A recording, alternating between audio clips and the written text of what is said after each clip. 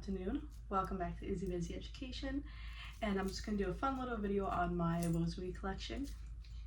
In previous videos you saw my Bible collection. I'm going to show off some rosaries that I have over the years. Now here's a little backstory.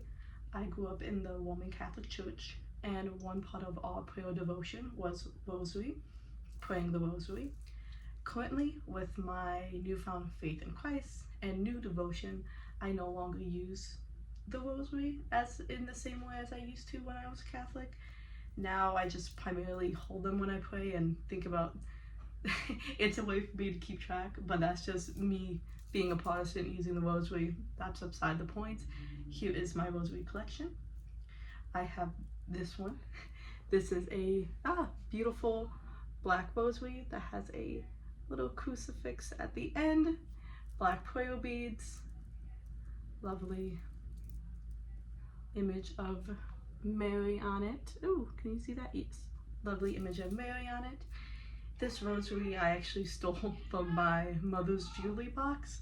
She had this huge jewelry box. It wasn't only jewelry, it had like documents in it, and I took this black rosary from it because, you know, 11-year-old me thought that it was edgy. Moving on. The next rosary I have, I actually got from a friend when I was in high school, I believe junior year.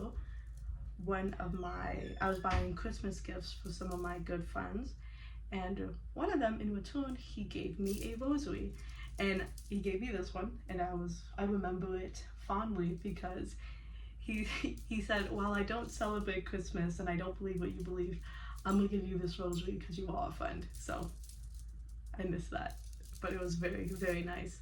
It has a crucifix again, but this one is probably my favorite one. Another like image on the side, and then it has the painting of Mary. Now what's cool about this one is this has glass purple prayer beads, which are kind of more fun to use because you can actually like pull them aside when you pray, so it's like you could actually fumble with it a bit more, and it's the heaviest too. I used to carry this one on my book bag and just toss it up and lay down in the air. But yeah, rosary number 2. Now this one probably has the most sentimental meaning for me. Let's see, I got this from another friend of mine when I was again in high school senior year. I used to run a kind of a Christian youth group for students, and this one particular student, he would always pray with this rosary, and when I graduated he actually got it blessed and gifted it to me. This is the one I probably carry on me the most. It's just very sentimental, and it has like just red and clear beads and a simple cross at the end, but whenever I see this one, it just reminds me to pray for not only him but for that whole youth group that we once had when I was a youngins. But yeah, very sentimental stuff going on. Now the last one's probably the most fun one, and the most one I got recently. I actually got this from my father. He got it as kind of as a like a party favor for someone who made the first Holy Communion, and my dad was like, "I know you like jewelry and Christian stuff, so here you go." And it's like a bracelet. I can wear it as a bracelet, or like a little tiny to-go rosary.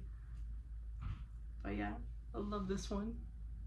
It has nice little pearls on it, diamonds too. What girl doesn't like diamonds? But yeah, these are my rosary collection. And this video is not going to be theological about like how we ought to use prayer beads. Not my cup of tea. But yeah, that's my rosary collection. Take care. Bye.